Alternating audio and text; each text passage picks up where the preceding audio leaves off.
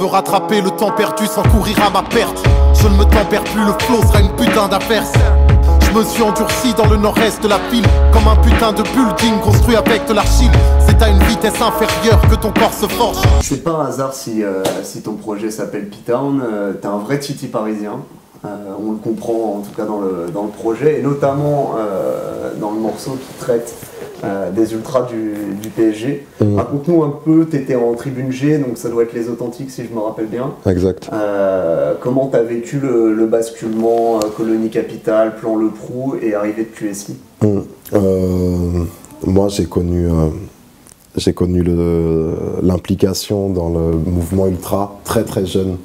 J'ai 14 ans, c'est ça? J'ai commencé à 13 ans, tu vois. Et du coup, mes années stade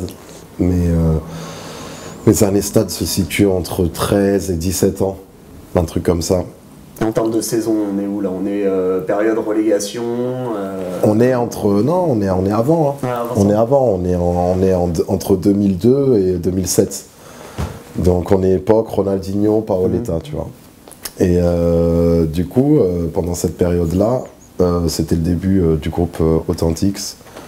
J'essayais de m'impliquer au maximum avec l'âge que j'avais. Je pouvais pas faire le grand chelem quand je fais tous les déplacements, mais j'essayais un peu de m'investir. Du coup, ça a duré voilà, 4-5 ans de stade, d'abonnement. Et après, j'ai arrêté parce que justement, je rentrais plus dans le rap à fond. Et j'avais... à un moment, j'ai pas renouvelé mon abonnement. Ça m'avait un peu saoulé, en fait. J'avais envie de faire que du rap. Et c'était du coup avant le plan Le Prou. Et c'est quand le plan Le Prou est arrivé que je me suis dit, wow, pourquoi j'ai pas profité de ces dernières années, ces 3-4 dernières années au stade. Parce que là, on ne connaîtra plus jamais ça, quoi. Tu t'es dit, il faut que je sorte de ce mouvement parce que je suis en train de prendre une notoriété, ou parce que déjà les relations entre Auteuil et Boulogne commencent à partir en couille? Tu l'évoques dans le morceau que tu as dû faire face à des violences. C'est ni l'un ni l'autre. Ouais, ni l'un ni l'autre. Alors déjà, je n'avais aucune notoriété à l'époque. C'était plus une nouvelle passion qui arrivait, le rap, tu vois. Comme je te dis, quand j'ai commencé à 13 ans, c'était d'une manière très passionnelle, très passionnée. Donc celle-là, c'est quand tu commences, mais quand tu sors, voilà, tu as plus de la vingtaine. Moi, non, j'ai 17 ans, un truc comme ça. Et du coup, le rap, il arrivait, tu sais, c'était tout le temps le rap, tout le temps le rap, tout le temps le rap. Et au tout début, tu vois, c'était vraiment une passion qui en a un peu remplacé une autre, si tu veux. Et l'autre truc que tu disais, les embrouilles Auteuil-Boulogne, dès mes premières années, quand j'avais 13 ans, j'ai vu toutes sortes de trucs. Hein. Donc, quand j'ai arrêté, justement, c'était une période de pause un peu... ça reprenait un peu. Mais non, c'est un problème qu'il y a toujours eu au parc. Des embrouilles entre Auteuil et Boulogne. Il y a eu des périodes creuses, il y a eu des périodes fortes, mais il y a toujours ce problème sous-jacent, tu vois. Et j'ai arrêté aussi parce que j'étais le plus jeune de mon groupe, et qu'au bout d'un moment, c'est vrai que je me sentais pas forcément de ouf intégré dans le groupe. Je pense que ça a joué aussi, en plus du fait que le rap remplaçait la passion ultra. Genre, parce qu'au début, je consultais tout le temps tous les sites ultra et tout, après c'était que le rap, tu vois. Bon, étant le plus jeune de mon groupe, personne n'avait rien contre moi, j'avais rien contre personne. Mais c'est dur de bien s'intégrer dans un groupe quand tu es très très très jeune et que les autres ont des fois 30 ans, tu vois. Donc voilà quoi. Après, comme je te dis, j'aurais dû rester abonné, mais c'est vrai que quand tu essaies de t'investir, ça prend beaucoup de temps à être ultra. Maintenant que je suis tranquille dans le rap, je peux justement m'amuser un peu à aller au stade, tu vois, à faire quelques déplacements, etc. Mais si tu veux t'investir à ouf dans un travail, dans un truc, être ultra vraiment actif dans un groupe, ça prend beaucoup de temps. C'est pour ça que quand t'es pas respecté par ton club, c'est quand même très injuste, parce que les gars ils donnent tout, ils sacrifient beaucoup de choses. Donc voilà. Les mesures d'assouplissement, le communiqué est tombé la semaine dernière, tu crois que ça va changer quelque chose, ou le domaine associatif ce sera toujours exclu du Parc des Princes? Déjà, ils avaient dit que le plan Le Prou durerait, je sais plus, 1 an ou un truc comme ça. Donc, ils se touchent quand même un peu, c'est un mini assouplissement, donc c'est mieux que rien, mais on va pas crier victoire, tu vois. Ce qu'il faudrait, la seule chose qu'il faudrait, c'est retour d'associations libres et indépendantes par rapport au club, des associations de supporters, associations de loi 1901, reconnues par la République, tu vois, tout clean, tout propre, mais qu'en effet, un club qui aime bien tout contrôler ne peut pas tolérer à ce qu'il y ait une association indépendante qui peut demander à ce que les abonnements soient moins chers, à critiquer leur politique, ils veulent contrôler tout. Il y a une loi récemment qui est passée qui leur donne l'autorisation de contrôler qui rentre dans leur stade, même si t'es pas interdit par la préfecture, faire comme dans une boîte de nuit, quoi. Il y a peu de chance, mais si eux ils veulent de l'ambiance, il faut qu'ils sachent bien que le seul moyen, ce sera d'autoriser une première association d'ultra, de vrai ultra, parce qu'il faut avoir la culture ultra. Et là, tu auras de l'ambiance. Mais sinon, ils n'auront pas, ou peu, ou moins qu'avant, ou de la vieille ambiance, de la fausse ambiance. Je suis un ultra parisien. Rendez-nous le pas, rendez-nous le pas, rendez-nous le pas. Je suis un ultra parisien. Rendez-nous le pas, rendez-nous le pas, rendez-nous le pas. Tu parles de Paris de manière un peu plus large aussi, évidemment, dans le projet. On sent quand même qu'à tes yeux, cette ville, elle a quelque chose en plus. Mais il y a aussi un côté sombre qui peut faire basculer aussi du mauvais côté. Comment tu as réussi à jongler, sachant que bon, bah, voilà, toi, tu aimais bien expérimenter, voilà, passer tes soirées, connaître un petit peu là où tu vis. Moi, j'essaie pas de dire dans l'album, mais je peux comprendre qu'on le ressente comme ça, que Paris a un truc en plus qu'une autre ville. C'est juste que moi j'ai grandi à Paris, du coup je parle de Paris et je décris Paris. Ouais, mais d'une manière quand même d'un passionné pour sa vie, c'est pas le cas de, tu vois. Je le reconnais, je pourrais faire que de la critiquer, mais finalement je critique beaucoup. Dans ma description, je suis pas très c'est contrasté. Voilà, et je trouve que ça tend quand même plus vers une partie sombre que quelque chose de plus flatteur pour Paris. Il y a juste un morceau, Le Syndrome, où j'essaie de faire bien la balance et je dis que j'aime Paris. Et je voulais surtout que ce soit le contexte. Voilà, ça se passe à Paris. C'est la ville que je connais, c'est pas forcément la meilleure ville du monde, mais moi je fais partie des gens parmi ceux qui se plaignent tout le temps tu sais, on se plaint tout le temps de là où on vient, on en a marre, parce que oui, on connaît, tu sais, on a envie de bouger, c'est normal. Paris, je suis conscient que voilà, on est bien, ça fait partie des villes qui ont une âme, qui ont un charme, où il y a beaucoup de choses à faire, voilà, et puis c'est une grande ville. Moi je suis un peu rassuré quand je suis dans les grandes villes, tu vois. Il y a une infinité de personnes, de possibilités. Je trouve ça rassurant, tu vois. Donc j'aime bien ce genre de ville. J'aime bien New York, j'aime bien Londres, j'aime bien Buenos Aires. Les capitales, quoi. Voilà, tu vois, des grandes villes, des capitales en général. Ouais. Enfin, New York, capitale on a failli, voilà. Dans le morceau Flutua Nekmergitur, tu dis « Vos guerres, nos morts ». Évidemment, bon, avec le no more en anglais aussi, le petit jeu de mots. Tu dis aussi démocratie et religion sont des symboles détournés. Bon, là tu fais référence aux attentats qu'ont frappé Paris en 2015. La responsabilité politique de ça, c'est ça que tu dénonces aussi. Ouais. Ça veut dire que ça ne vient pas par hasard. Oui. En fait, quand je dis démocratie et religion sont des symboles détournés, je dis qu'on se sert de symboles en général pour faire n'importe quoi, comme un terroriste va servir de la religion pour faire n'importe quoi, et tout comme on va servir aussi de la démocratie, des droits de l'homme pour faire n'importe quoi. De l'ingérence, notamment. Voilà, on va utiliser des excuses. Presque dans les deux cas, c'est une envie de conquête, de pouvoir, de gloire, d'argent, qui font qu'on sert d'un symbole, que ce soit la religion ou la démocratie. Donc en vrai, ça se rejoint quand même. Genre, il y a toujours une excuse, peu importe laquelle, et c'est toujours pour le même arriver au même fin un peu, tu vois.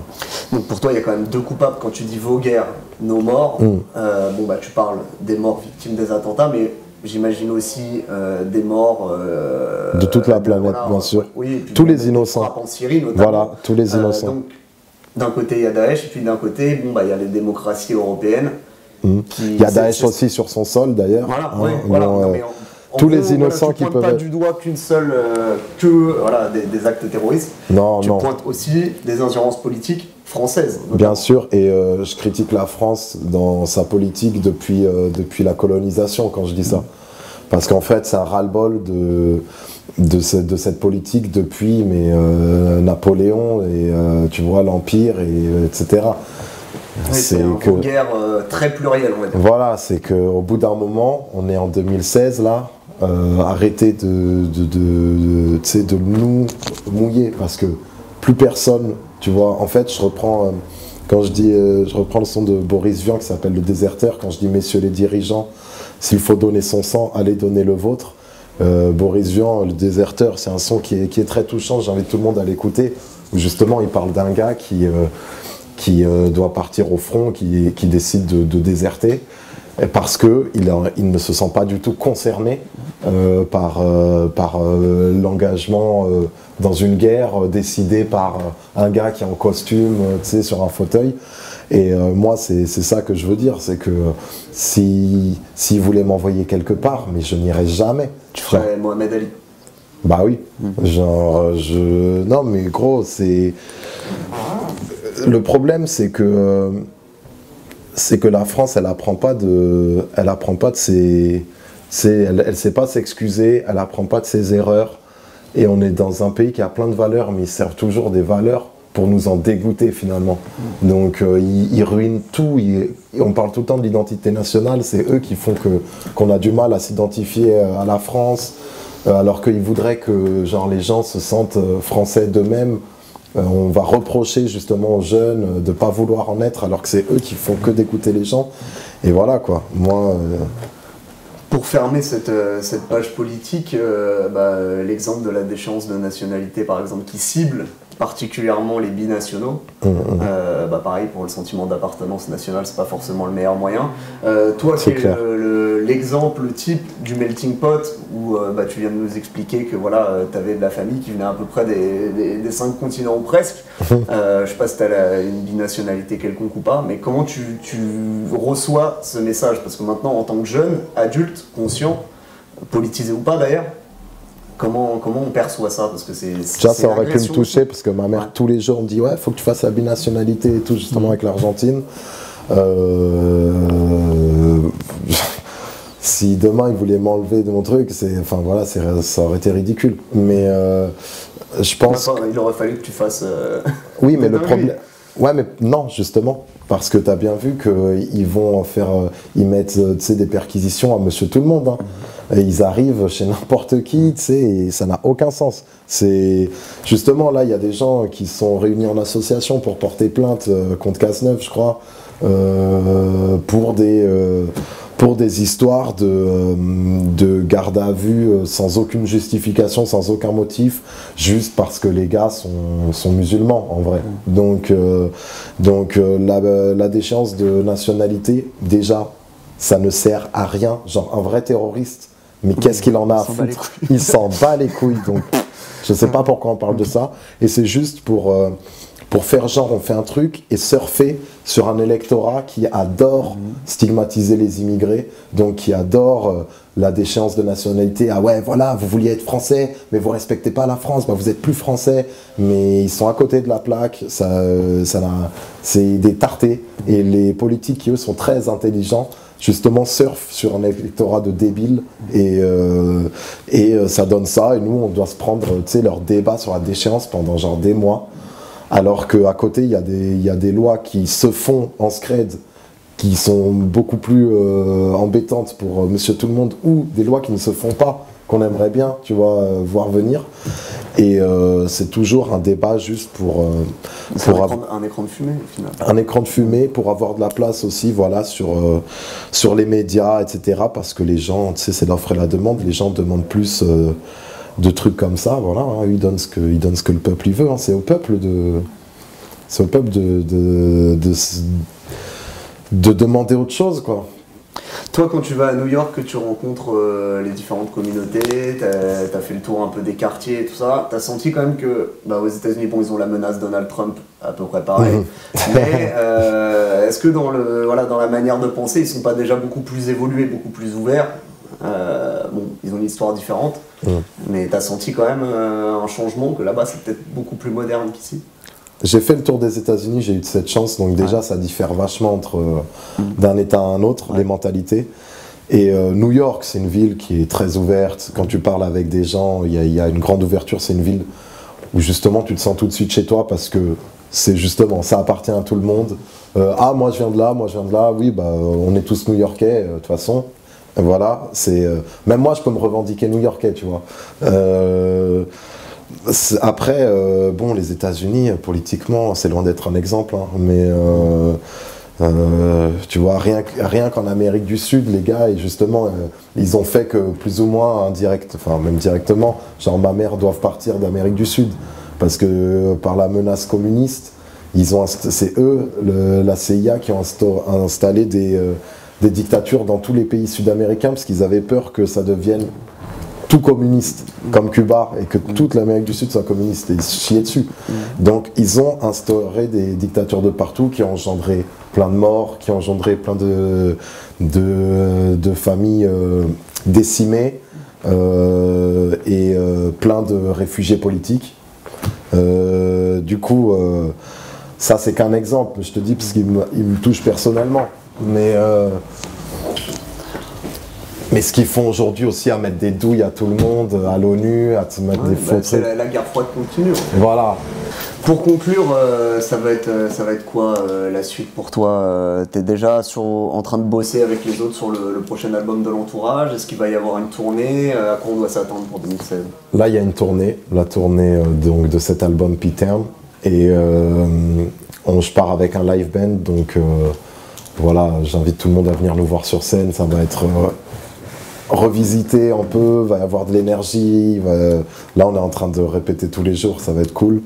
Et moi, je vais préparer la suite, un autre projet solo, je vais m'y mettre. Et avec l'entourage, pour l'instant, on n'est pas en train de... Il y a pas mal de projets, chacun a ses projets solo en cours. Donc, on va à un moment s'y remettre, c'est sûr, mais c'est pas à l'ordre du jour pour l'instant. De toute façon, vous prenez 2 semaines, vous vous cassez dans une voilà, auberge. Ça peut marcher comme ça. Ça marche comme ça. Et alors, du coup, l'album de SO, c'est comment ça court, je vous invite à l'interviewer, Bouscapé. Voilà. Faut que ça sorte pour ça. C'est dit. T'as vu, je suis bon manager, je négocie. C'est bien. Bon, merci à toi en tout cas. C'est pour les nôtres qui sont tombés, à ceux qui voguèrent sur le navire, battus par les flots mais ne sombrent pas. À ceux qui voguèrent sur le navire, on chavire mais jamais ne s'enfoncera. Voguèrent, nos morts, voguèrent, nos morts. À ceux qui voguèrent sur le navire, votre souvenir jamais ne s'estompera. Paris, ton silence est pesant. Je n'entends pas mais je ressens tes sanglots. L'écho des innocents insoutenables, le cœur en lambeaux, sans récupérer le flambeau. Redoutable qui quitte les poitrines.